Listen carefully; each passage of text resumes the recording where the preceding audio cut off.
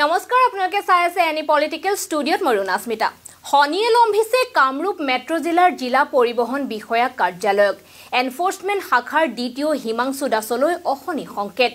যিকোনো মুহূৰ্ততে আৰক্ষীৰ হাত কেৰেয়া পিন্ধিব লগা হ'ব পাৰে দ্বিতীয় হিমাংশু দাসে আগবঢ়াই দিছো আমাৰ এক প্ৰতিবেদন দিছপুৰৰ নাকৰ তলতে সুবৃহৎ পৰিবহণ সিন্ডিকেট বাস ট্ৰাক ডাম্পাৰৰ পৰা মাহিলী হাপ্তা সংগ্ৰহত কোন পৰিবহণ বিষয়া এইআই নৱডেকাৰ ব্ৰিগেডত জিলা পৰিবহণ বিষয়াৰ কাৰ্যালয়ৰ আৰু কোন হাৰি যাব নেকি কামৰূপ মেট্ৰৰ শিয়ালটেঙৰ দ্বিতীয় হিমাংশু দাস গালু বালু খোলাগুটিৰ তাল হৈ পৰিল মুখ্যমন্ত্ৰী হিমন্ত বিশ্ব শৰ্মাৰ সিংহ গৰ্জনমুখৰ ঘোষণা কোনোবা চৰকাৰী কৰ্মচাৰীয়ে 2000 টকা ঘোষ ললেও মই বাঘৰ দৰে জপিয়াম বুলি সিংহ গৰ্জনেৰে ঘোষণা কৰিছিল মুখ্যমন্ত্ৰী শৰ্মাই 2000 বাদেই দিলো মাহিলী কোটিৰ হিচাপত চৰকাৰী বিষয়াই হাপ্তা উঠালেও এতিয়া ৰজাঘৰৰ মুখত মাত নোলায় খুদ দিছপুৰৰ নাকৰ তলেদিয়েই পৰিবহণ বিভাগৰ ব্যাগুম সিন্ডিকেট অব্যাহত আছে যদিও নিমাত নিস্তব্ধ আমাৰ স্বৰ্গদেউ মহাশয় তৰুণ গগৈ কংগ্ৰেছ চৰকাৰৰ স্থানত দিছপুৰৰ ক্ষমতালৈ হিমন্ত বিশ্ব শৰ্মাৰ বিজেপি চৰকাৰৰ আগমন ঘটিল যদিও অসমত সিন্ডিকেট সংস্কৃতিৰ কিন্তু মুঠেও সামৰণি নপৰিল পূৰ্বৰ গগৈ আমোলৰ দৰেই শৰ্মা আমোলতো ৰাজ্যখনৰ সমগ্ৰ দিন ৰাতিৰ পাৰ্থক্য নথকাকৈ পুৰাদ্যমে অব্যাহত আছে সিন্ডিকেট সংস্কৃতি কামৰূপ মেট্ৰ' জিলাটো বছৰ ধৰি অব্যাহত আছে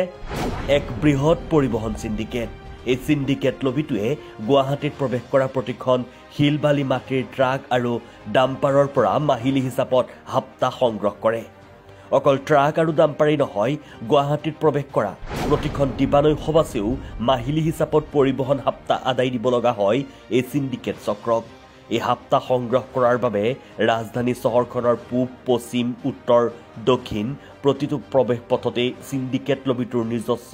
এজেণ্ট আছে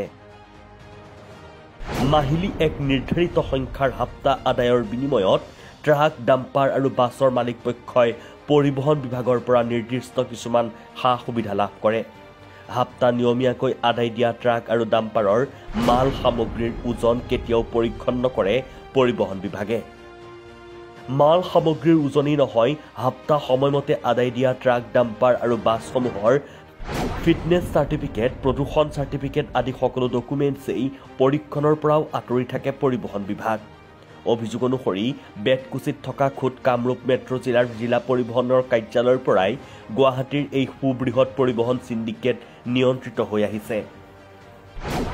গুৱাহাটী মহানগৰীত দিনে দিনে বৃদ্ধি পাই অহা ডাম্পাৰৰ দৰেটমৰ অঞ্চলতো বেতকুচিৰ এই পৰিবহণ সিন্ডিকেট খানাপাৰা যোৰাবাট পথেৰেই গুৱাহাটীত প্ৰৱেশ কৰা ট্ৰাক আৰু ডাম্পাৰৰ পৰা হাপ্তা সংগ্ৰহ কৰাৰ অভিযোগত মহানগৰ আৰক্ষীয়ে শেহতীয়াকৈ 5 জনকৈ লোকক গ্ৰেপ্তাৰ কৰিবলৈ সক্ষম হয় গ্ৰেপ্তাৰ হোৱা সৌৰভ ৰংপি বিপুল ইংটি কুলেন ৰংপি নাছিৰুদ্দিন আহমেদ আৰু নংকুৰৰ স্বীকাৰোক্তিৰ ভিত্তিত মহানগৰ আৰক্ষীয়ে যোৱা 18 এপ্ৰিলত বেতকুচিৰ জিলা পৰিবহণ বিষয়াৰ কাৰ্যালয়ত কৰ্তব্যৰত সহকাৰী এনফোৰ্সমেন্ট ইন্সপেক্টৰ নৱডেকাক গ্ৰেপ্তাৰ কৰে বশিষ্ঠ আৰক্ষী থানাত পঞ্জীভুক্ত দুটাকৈ গোচৰ সন্দৰ্ভত আৰক্ষীয়ে নৱডেকাক গ্ৰেপ্তাৰ কৰে গোচৰ দুটাৰ সন্দৰ্ভত আৰক্ষীৰ তদন্ত এতিয়াও অব্যাহত আছে যোৰাবাট 14 মাইল আৰু খানাপাৰা এৰিয়াত ট্ৰাক আৰু ডাম্পাৰৰ পৰা শিল বালি মাটি কঢ়িওৱা ট্ৰাকৰ পৰা আপোনাৰ পাছিঙৰ নামত অবৈধভাৱে বলপূৰ্বকভাৱে পইচা এটা চক্ৰই কালেকশ্যন কৰি আছিলে আৰু হেতু বশিষ্ঠ থানাত আমাৰ দুটা কেছ ৰেজিষ্টাৰ হৈ আছিলে সেই সংক্ৰান্তত আগতে আমি 5জন মানুহক এৰেষ্ট কৰিছিলো আৰু আজি আপোনাৰ নৱডেকা তেখেত এছিষ্টেণ্ট এনফোৰ্সমেন্ট ইন্সপেক্টৰ দ্বিতীয় অফিচ কামৰূপ চিটিৰ তেখেতক আজি এৰেষ্ট কৰা হৈছে আৰু আমাৰ তদন্ত চলি আছে আমাৰ এই গোটেই তদন্তটো হৈ আছিলে যে পাছিঙৰ নামত যোনটো ট্ৰাক আৰু ডাম্পাৰৰ পৰা অবৈধভাৱে এটা কালেকশ্যন এটা চলি আছিলে পাছিঙৰ নামত সেইটোৰ আমাৰ তদন্ত চলি আছিলে দুটা কেছ ৰেজিষ্টাৰ হৈ আছিলে বশিষ্ঠ থানাত সেই কেছটোৰ তদন্তত তেখেতৰ ইনভলভমেণ্ট পোৱা গৈছে আৰু তেখেতক এৰেষ্ট কৰা হৈছে অকল নৱডেকাহে জড়িত আছে নেকি গুৱাহাটীৰ এই বৃহৎ সিন্ডিকেটত কামৰূপ মেট্ৰ' জিলাৰ এই সুবৃহৎ পৰিবহণ সিন্ডিকেটত জিলা পৰিবহণ বিষয়াৰ কাৰ্যালয় আৰু